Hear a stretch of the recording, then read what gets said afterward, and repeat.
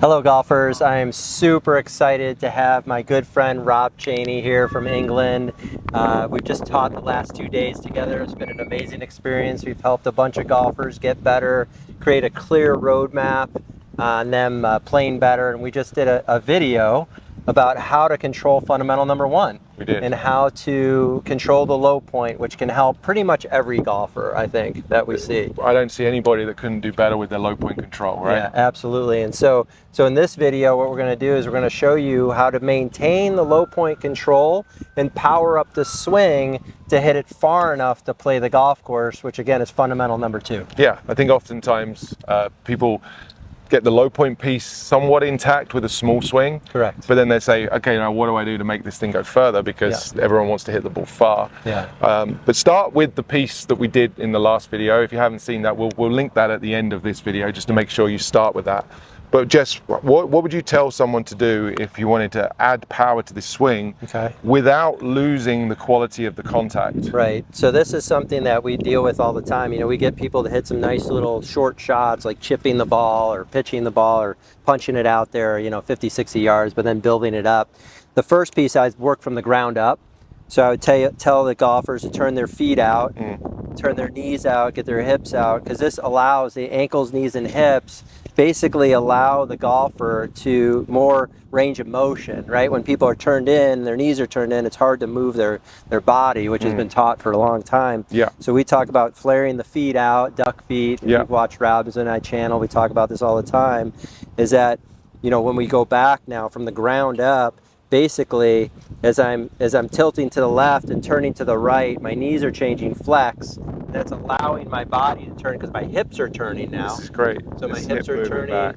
That's allowing me to swing all the way around and make a greater than 90-degree shoulder turn because my hips have turned the most. So I would say that would be able to straighten the right, bend the left, straighten the right leg, and you can see how my hips turn.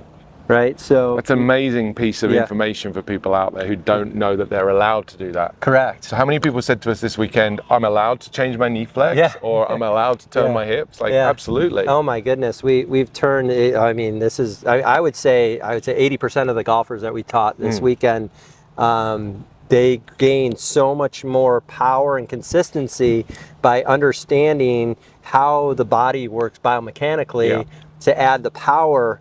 Because, I mean, I can't tell you how many golfers have just kept that head down, kept the right knee flexed, and turned. And basically what happens is they turn into that right knee, and then they only can go so high. So what is the next thing that happens? So you have a nice setup at address. You keep the right knee flexed, you turn into it, then the arms and the radius start to bend, right? Just the worst. It's like that's what happens. And even good players, we saw it, right? We had a 2 handicap here, same thing, struggling with controlling the direction. And basically just let him straighten that right leg, and that changed his whole I mean, that ballgame. could be the one key that someone watching needs here. The idea that you can, first of all, turn your feet out. Second of all, you're allowed to change your knee flex. The right leg straightening and the left knee bending allows the hips to turn, and it does so as I'm showing here. If you go down and do one more, Jess, because Jess is not going to shift his weight as he does this. This is the part that adds power to the stroke without compromising the low point. His weight's still forward. A lot of people think you need to shift your weight back to start adding power. You definitely do not need to do that. And if you start moving back, we already know that weight is one of the pieces that controls the low point. So being able to turn, make a big turn, straighten the right leg and not move the weight back is an enormous piece of power addition to the stroke without compromising the contact. Yeah, so I would say if I had to take my swing to the top, as I'm moving to the top, I'm changing flex in my knees. I've got probably at the top, I've got almost 70% of the weight on the left leg. Yeah. So I'm already moving forward faster to hit the ground, hit the ball than the turf after the ball. Yeah. Because what happens, there's just so much, there's so much that can go on when you shift the weight to the right. Well, we're losing the low point control and we're not adding more power. That's the irony of it. I mean, so many people would argue, well, you need to shift your weight to create power. Well, no, you don't. I mean, you could stand on my left leg and hammer this thing out there. In fact, I'll go and do one. Go ahead and hit one out there like that. There's no need to shift the weight at all. You can do this with driver as well. We do this all the time. Weight on the front, no shift, arms straight and just. Yeah, beautiful. I mean, that's a full I'm hitting 9-iron here. That thing's gone. Yeah.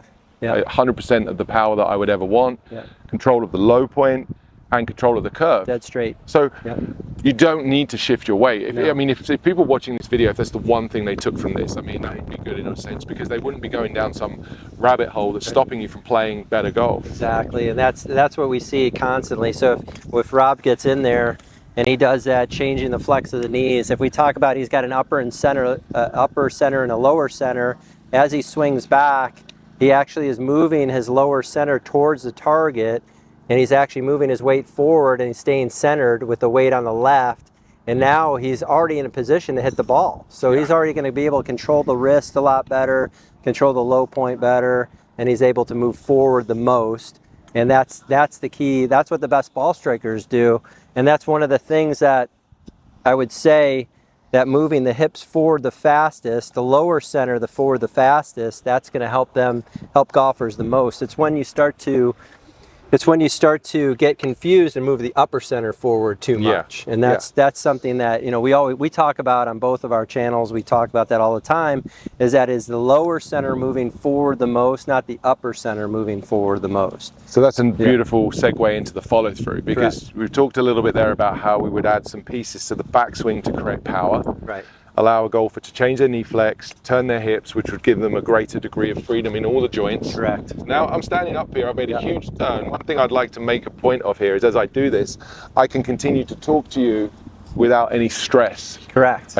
Conversely, if I was trying to do the feet turned in, resistance, weight shift model, as soon as I get here, it's hard. Yeah, and one of the things we often see is do that again. The bad one? The bad one, thank you.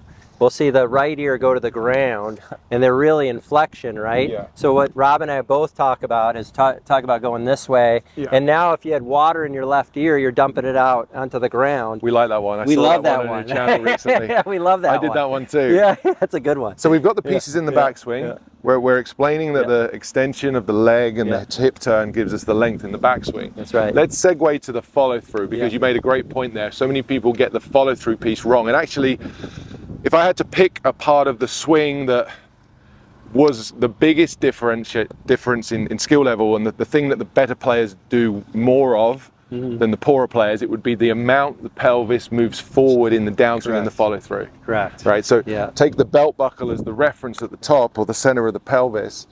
The best players are going to move that the most forward, the fastest, as Jess said, for the longest. Yeah. So through impact, my pelvis is now forward. Yeah. But my head is still back. See the head, where the head is. That's a tremendous power Huge piece. amount of power. That is the catapult, as we like to talk about it. The tilting motion, tilting left in the downswing, tilting right. Tilting left in the backswing, tilting right in the downswing, and that's allowing you to create a tremendous amount of power, very little effort. I gave this lesson at least 3 or 4 times out of the students we had this weekend, and we'll share a drill with you shortly, exactly how to do that, and you can do this in the comfort of your own home. You don't even have to do this at the driving range. Correct. And when I showed people how to do this drill, they were able to move their body in the way they needed to. So often, Jess, we hear people say, well, I can't do that anymore. Right. You know, my body doesn't move that way anymore. Yeah. And I would say that, in my experience, even if people have some limitations, which is a real thing, but they can always do the movement better than they're currently doing it. Right, and I think acquiring the skills and the understanding to do it has a lot to do with why people can't do it. Because 100%. They're not taught the right way to do how to do it. So now you're getting it on this video. It's mind-blowing to me. So we'll get into the detail. You're going to get that drill in just a second, but just to be clear, in the backswing, turn the feet out, let the knees change flex, let the hips turn. There's a huge amount of power in the stroke now. There's no weight shift. So you can see how much he's turned his right shoulder behind his right ear, his right hip's gone back, his hands and arms have gone around him the most. Okay, and they're conforming to the grid that we have down on the ground, the diagram. And then moving into the finish, as I've already touched on, but I'm going to say again, because this is absolutely critical, these hips, using this stick even on the ground, how far forward of this stick my pelvis gets in the downswing, in the transition, into impact, and up and into the follow through, which is an extension of the drill we did in the first video. Correct. So this is just maximizing to hit it the farthest and the highest, while maintaining the pieces we set up at P1, so we can allow us to hit the ball higher in the face and more consistent. Totally. So if you want to get the contact piece right first, you do the video 1, the drill that was over on my channel a couple of days ago. If you want to add power to that drill, then you start to do the pieces that we're going to show you now. Jess, let's step away from here for a second. Let's go and show people how they could practice this at home. All right, let's go. We've made our way over to Jess's tent here that he uses out to protect you from all this wonderful Florida sunshine. Exactly. Very jealous. Yes. And we want to show you how you could use this type of feature, which really you can do in the comfort of your own home. This is something you can do using a door frame in your house. We'll show you exactly how to do both the backswing piece and the follow-through piece right now. So take a setup, Jess. So if you're going to work on the backswing piece, you do this without a club. You'd stand just inside a door frame. So Jess has got his head 1 or 2 inches away here, his right ear away from the stand here of his frame. And if you were to do the backswing correctly, you'd be able to swing your hands in and around you and keep this space here between the head and the stand. That would be doing the backswing piece correctly, where Jess has changed his knee flex, turned his hips, moved his trail shoulder behind him, and he's moved into full extension of his spine.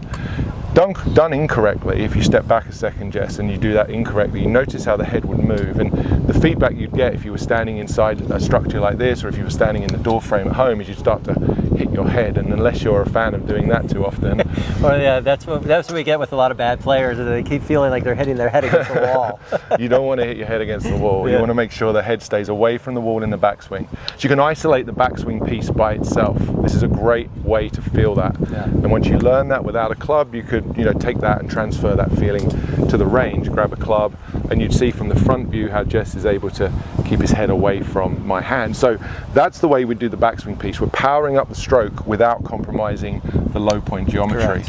Flip that around now, Jess. You're going to stand on the other side, so move to the other side of the door frame. And this is going to be the follow-through piece that we need to train. So now the stand is to the left side of Jess's ear, and he's extending and pushing his hips forward while keeping his head back. This is a drill that would help pretty much everybody that we teach. There's very few people that do this too much.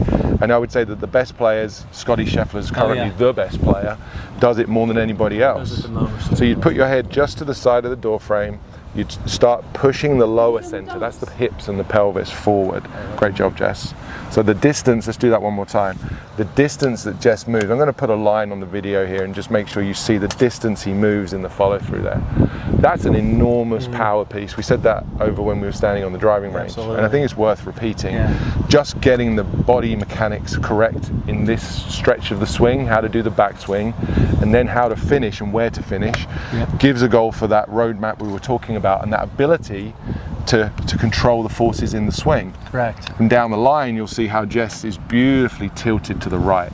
You know, golfers who struggle to hit the ball with any degree of consistency really struggle to transfer from the left tilt to the right tilt. There's a golfer who's too level to the ground. Go back to the beginning for me, Jess. Do a good backswing. So a good backswing has this left tilt that we talk about. The left shoulder's down, lower than the right. And in a good follow through, we reverse that. We have the right shoulder lower than the left.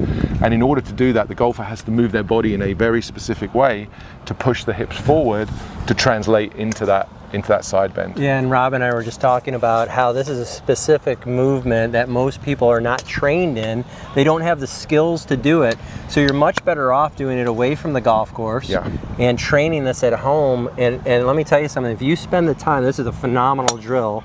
If you spend the time just making these little movements right here, your hips are forward, your weight's forward, your arms are straight, your head's in the right spot, and now you can transfer into that right side pelvic tilt, and now your arms are straight, so you're doing all the pieces, weight forward, arms straight, hands in, tucking the hips, right? Shoulder down. Shoulder down. So that's something, and like one of the things I could do is I could hold this for a long time, because I've done it over and over again, and so is Rob. And such an important point. Huge thing that you can do. It's a trained skill. It's a movement and a position you move to that you can learn. Yes. And people's frustration or inability to do this 99 times out of 100 is nothing to do with not being able to do it.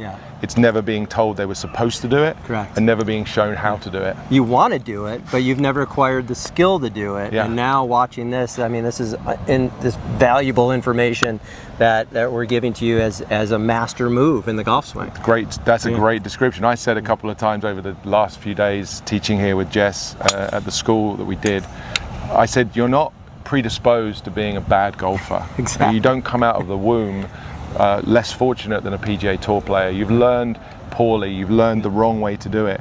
And you look at a golfer in a golf swing that looks effortless, they've trained and they've learned how to move in that position. If you train these movements, you can take them from very small, specific dry drills like this, and you can power them up pretty quickly. We saw that over the weekend. Absolutely. It really isn't a case of you needing to redo everything. It's learn the correct piece, do it enough times, then we'll put a club in your hands and we'll start powering it up. Yeah, I always say, you know, do it with just, you know, without even using your arms. Just do it with your body first. That's nice, yeah. Do it with your body first, then add your arms, Yeah. and then add the club. Perfect. And I think if you do it in that systematic approach, you're going to get better faster, and you're going to have all the right pieces in there. Yeah. So you don't have to make, you know, you don't have to make up stuff to do and compensations, and then that leads you back down that other rabbit hole. And then final piece on this, you could hit balls like it. You could set up a station, and we did that with the players, where we'll hold the shaft against their head as they hit, just to make sure that they're doing it when they've got the club in their hand. So there's a progression to this. There's a systematic approach. Learn the movement isolated, learn the movement without the club, learn the movement with the club but without the ball, then learn the movement with introducing the ball. And even the progression of introducing the ball starts out small, and we build up the speed and add the power. But everybody that I've ever met, and you probably could agree with me, everybody can do this better than they currently are. So we hope you found that useful, right, Jess? Absolutely. You guys should, this is gold, and you should take it home and do it immediately. Absolutely. Jess, thanks for having me. Rob, and awesome, man. I'll come back if you'll have me. Yeah, we'll do it again. We're gonna have more camps coming up, and we'll let everybody know for sure. Yeah, we'll make sure as well that the link for the first video, if you haven't seen it yet, we'll pop that in here somewhere. And yeah, it's great to have me out here. Awesome, Thanks a lot, man. Thanks Cheers. again. Thanks, Jess.